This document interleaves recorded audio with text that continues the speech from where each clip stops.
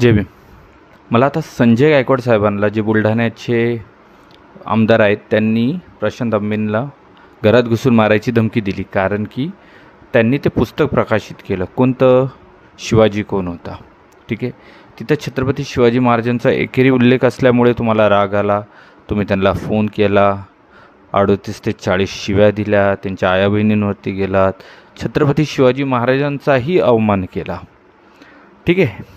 आता बागेश्वर धामवाले बाबा धीरेंद्र शास्त्री ते छत्रपती शिवाजी महाराजांबद्दल काय बोलतात की छत्रपती शिवाजी महाराज युद्ध करून थकले, ते जातात संत रामदास स्वामींकडे. त्यांना बोलतात की मी युद्ध करून खूप दमलेलो आहे, मी थकलेलो आहे, आता मला हे नाही करायचं आहे, हे तुम्ही सर्व घ्या. ठीक आहे. त्यानंतर रामदास स्वामी काय करतात, तो जो मुकुट आहे तो छत्रपती शिवाजी महाराजांच्या डोक्यावर ठेवतात. त्यांना बोलतात की मी तुमचा गुरु आहे, तुम्ही माझे शिष्य आहे, आता माझी ही आज्ञा आहे की तुम्ही हे सर्व चालवा, कारण की मी माझ्या आधिपत्याखाली आहे सगळं, आणि आता मी तुम्हाला आदेश देतो काय तुम्ही सर्व सांभाळा. पहिली गोष्ट की छत्रपती शिवाजी महाराज यांचे गुरु हे संत रामदास स्वामी नाहीत. छत्रपती शिवाजी महाराजांचे जर गुरु कोणी बोललं तर त्या आहेत राजमाता जिजाऊ. आता बहुतेक लोक या मताशी सहमत नाही होणार, ठीक आहे, हा प्रत्येकाचा आपला एक वैयक्तिक विषय आहे. पण छत्रपती शिवाजी महाराजांनी संत रामदास स्वामी हे त्यांचे भेटीचे किंवा त्यांचा ते गुरु असल्याचा कोणताही पुरावा इतिहासात नाही आहे.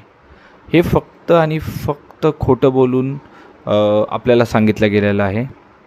आणि मध्ये तो एक मला खरंच कळत नाही सध्या तर की ह्या लोकांना झाले काय, हे जे बाबा मुनी वगैरे हे लोक, तो मध्ये कोणता जैन मुनी उठला आणि बोलतो की छत्रपती शिवाजी महाराजांचं एवढीच उंची ही नारायण राणेंच्या मुलाच्या उंची एवढीच आहे. अरे म्हणजे काय बोलतात आपण महाराष्ट्राच्या आराध्य दैवतांबद्दल बोलत आहोत.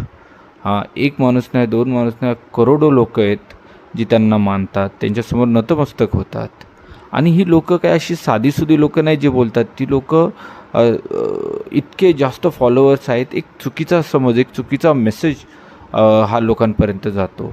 आणि अशी इन्फ्लुएन्स असलेली लोकं जर करत असतील तर त्याने खूप जास्त इम्पॅक्ट पडतो. यांना खरंच थोडंसं तारतम्य, शुद्ध भाषेत जर बोललं तर तारतम्य बाळगावं की अशा महान व्यक्तींबद्दल बोलताना जसं आता मला तेच बघायचं होतं की आता संजय गायकवाड साहेबांचं असं आता मत कसं आहे, काय येणार आहे, ते काय प्रतिक्रिया देतील. आता ते बागेश्वर धामला घरात घुसून मारणार आहेत का, त्यांचे हातपाय तोडणार आहेत का, त्यांच्या आई बहिणीपर्यंत जाणार आहेत का? शक्यता खूप कमी आहे. हे कसं आहे, गरिबावरती दादागिरी करणं खूप सोपं असतं. आता बघू आपण ते कसे हे करतात. पण ह्या गोष्टीचा मी विरोध करतो, या गोष्टीला मी मानत नाही, आणि ह्या माणसाच्या बोलण्याचा मी निषेध करतो, हे मी स्पष्टपणे इथं जाहीर करतो. जय भीम.